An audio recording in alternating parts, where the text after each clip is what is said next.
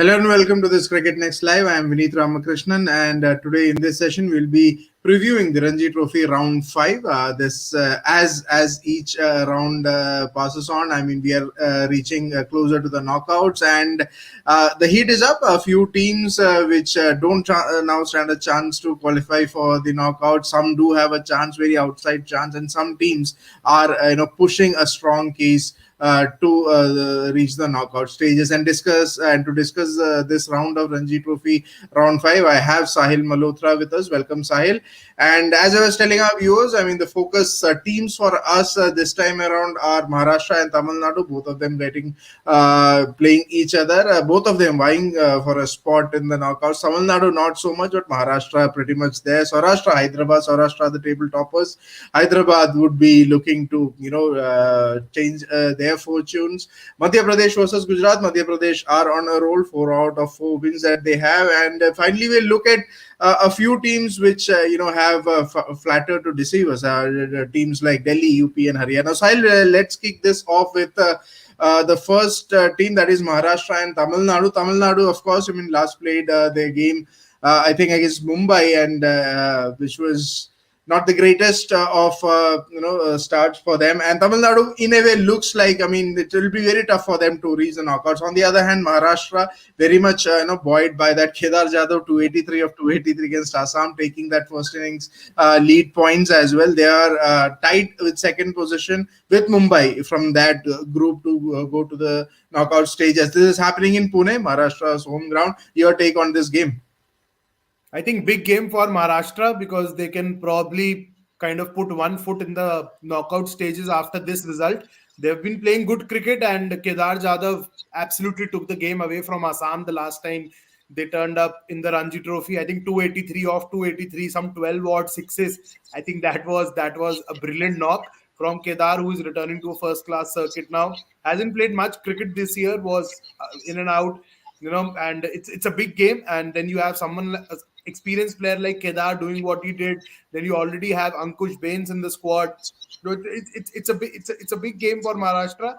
And again, Tamil Nadu really need to kind of change their approach now because they are continuing to underachieve, I would say. I think that's the right word for them. They did turn up well in the second innings against Mumbai, but I think the battle was already lost when they weren't able to contain the sarfaraz show with the bat. And bowling is kind of wearing that toothless look right now. Yes, Sai Kishore has been amongst the wickets, but then again, the seamers are lacking that bite. Ashwin Christ looked good in the last game, but a lot still remains to be achieved as far as bowling is concerned. Indrajit is amongst the runs. Jagdishan is scoring. Sai Sudarshan is scoring. Aparajit has also scored 100. But I think bowling is where they are lacking bite at the moment.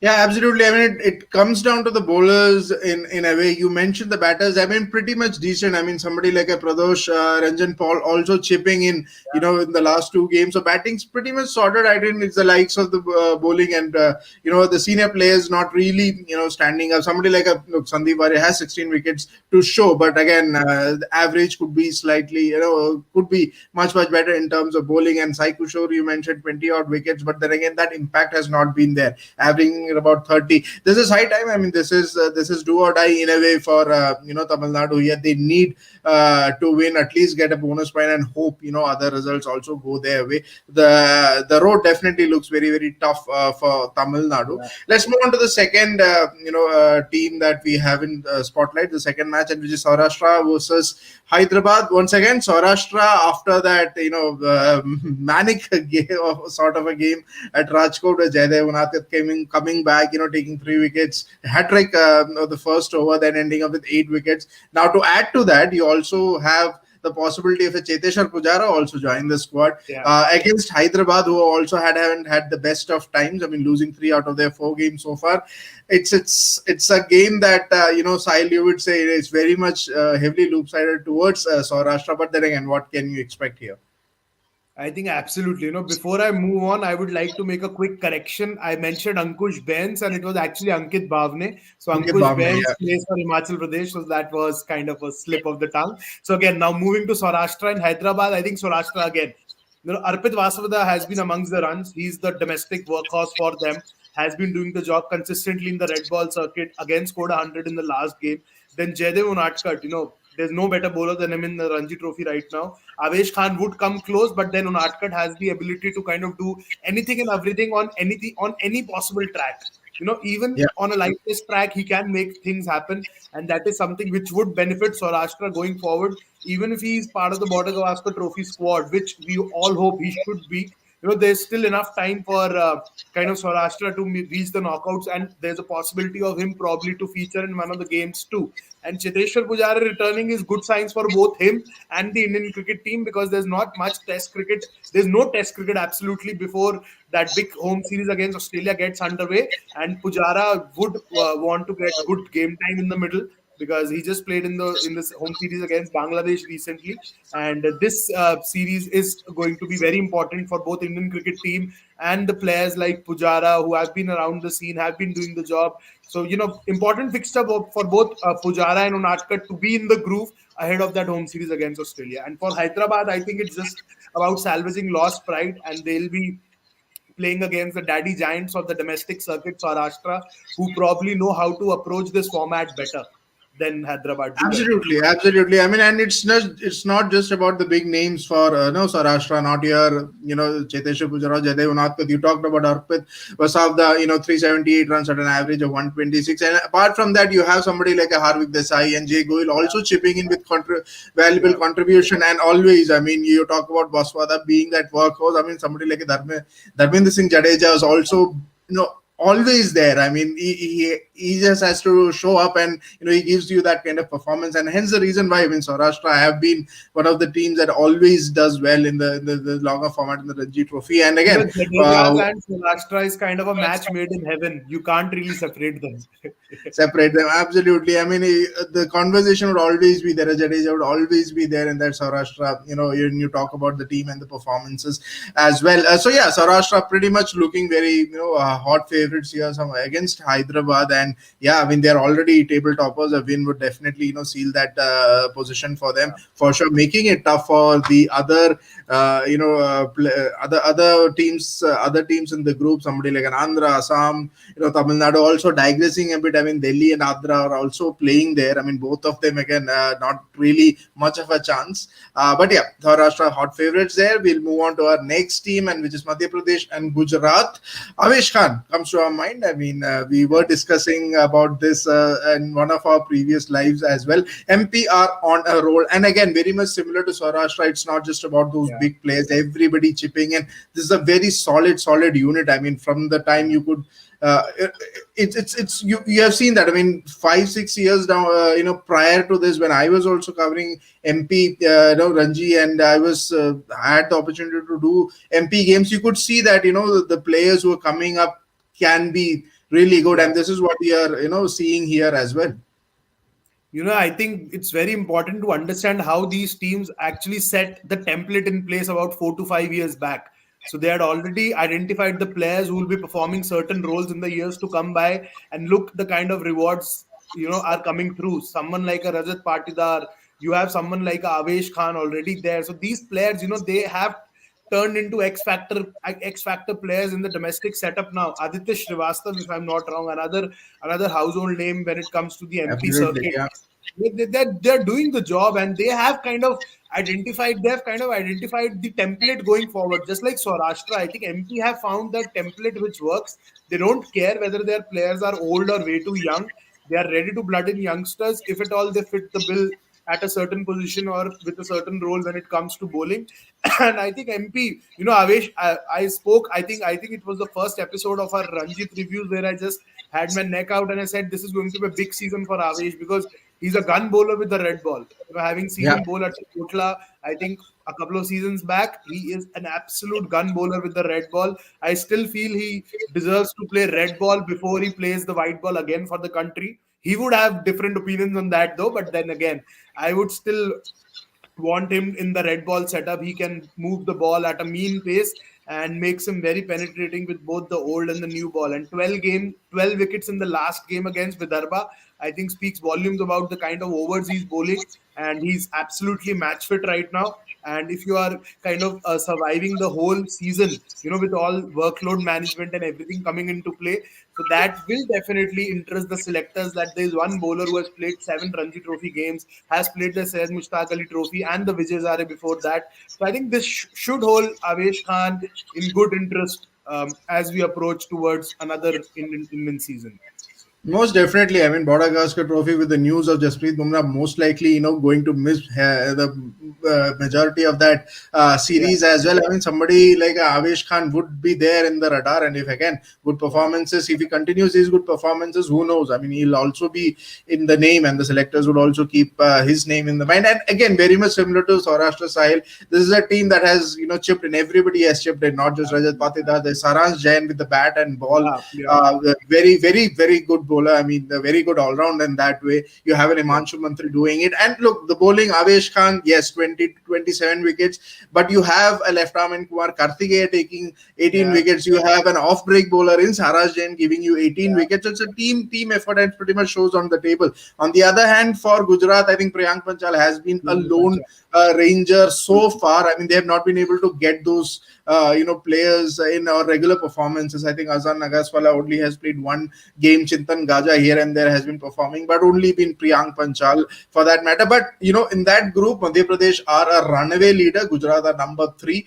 But even if it's not a win, I mean, first innings lead will keep them in good stead as well. Punjab is also in the race also. So yeah, a lot for Gujarat to play. Madhya Pradesh would be looking to consolidate their position in that Group D, Absolutely. which which leads us to our final segment, and which is not really team. It's something that we'll discuss about how the mighty have fallen. Delhi, UP, Haryana continue to struggle, and yeah, all these 3 teams pretty much are out of the reckoning. I mean, practically speaking, I mean, theoretically they may have a few chances here and there, but Sai, let's start with Delhi. Would be a personal favorite for both of us because we both are from Delhi.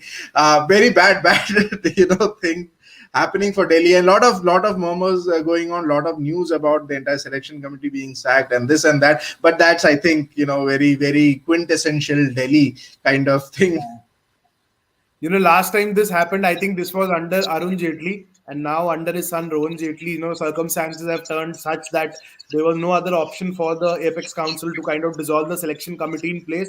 And I think it all kind of turned ugly when one of the selectors actually went to the press and talked about the meetings and what were discussed on the table. There was name calling, players' names Yeah, were discussed in the media. And I think that was not in a good taste from a personal point of view because, no matter how good or bad any player is, and I continue to maintain, if at all a player is in the 20 or the 30 of the group of from the state, every player is like वो कहते हैं ना 19-20 का फर्क रहता है. So you shouldn't really absolutely. kind of, Yeah, there are arguments, there have been a lot of selection meetings where we have been hearing about arguments, tiffs, ego clashes and stuff like that. But it remains fine if it remains on the table. The moment things go public, they turn ugly. And that's where the association's name is kind of, it paints a very sour picture, and that is something which happened with Delhi, and the CAC had no option but to dissolve the committee and kind of take over. So now we have Nikhil Chopra, who's the chairperson of the CAC. He, along with Gursharan Singh and Reema Malhotra, would be taking charge of the selection affairs now. Not much has changed yeah, from the squad of the last game, but they have pruned it to 16. So, which was again one of the issues which was highlighted by Rohan Jaitley in his scathing email, which we had accessed and covered extensively in our story for cricketnext.com. So Delhi continued to send 20-22 players on every away fixture. So that was something which was not required, and that has been cut down now. And again, UP is kind of in a similar position now. It's a young side under a young captain who hasn't really done much this season. If you look at the top 2 or 3 of UP, they are the players who were playing for Delhi in their age group circuit and then moved to yes, UP in search of better opportunities. And again, Karan, Madhav, they all played age group under 16s, under 19s for Delhi. But again, it's been a very very concerning year for both of them. Runs haven't come. Madhav has scored 100 against Nagaland, but I think he would want to score against the bigger teams. Dhruv Jurel scored a big double 100, but again that too came against Nagaland. With all due respect to Nagaland, but then those scores aren't taken much seriously in the broader scheme of things. So a lot to do for UP. Rinku Singh continues to do Rinku continues. Singh. Yeah, Yeah, he's again amongst the runs. Akshdeep Nath bringing all his experience to play. Saurabh Kumar is there. Ankit Rajput is there. In absence of Shivam Mavi, Akib Khan did a really good job in the last game. But it remains to be seen again for Maharashtra whether a Rahul Tripathi would turn up, and for UP whether a Shivam Mavi would turn up in the next game. Because both those states would want their players to come back and serve them in this round of Ranji Trophy, because as you said, business actually begins now. Last three games, and anything and everything can happen. Not that UP kind of mathematically they still stand a chance, but again, the road ahead looks really tough for them. And for Haryana, I think the slide has continued right from the start of the season. Again, a very young captain in Himanshu Rana, plenty of Yeah, under right. 19 players. Yeah, plenty of under 19 players in the mix. Nishan Sindhu is there. Bana played early on, but again, they haven't really been able to put up a fight. Chahal played a couple of first class games before turning up for Indian duty, but that too couldn't change the manner in which the games unfolded for them. So it will be about turning up, putting up a good show, probably transitioning into the next year. So for Delhi, it's a fact they are kind of now rebuilding for the next year, because this season is more or less over. So under Yash Dul, they would probably look to find that core set of players and probably have a roadmap in place during the off season, so that they can keep the players interested, keep them moving, take part in off season tournaments, because it's very important to hold that core together, and that is something which teams like Saurashtra and MP have managed to do. So these bigger teams really need to take a cue from the teams who are kind of dominating the domestic circuit now. And the only way forward right now is to have that core, stick to it, and give them a long run. Absolutely. I mean, for Delhi, as you mentioned, it's just a transition phase for them. I mean, the better, the sooner they come out of it, the better for them. UP again. I mean, you're pretty much spot on that they have the talent there. I mean, somebody like a Priyambag or Rinku Singh or Saurabh Kumar, all of them, were chipping in, but it was not a combined, effort so far. It has not been. Maybe a Mavi. If he comes back, may Yeah. give that kind of spirit or a spunk to that UP side. So yeah, that's about it from us. Thank you, Sahil, for your insights, and Thank hope you you. enjoyed this conversation, this Ranji Trophy preview. We'll be back with a review of the Ranji Trophy as well after the end of this round. And as I always say, please do follow and subscribe us on our YouTube channel and follow us on our social media accounts as well. And with that, that's a wrap of Ranji Trophy Round 5 preview. Thank you, Sahil, and thank you everyone Thank else. you.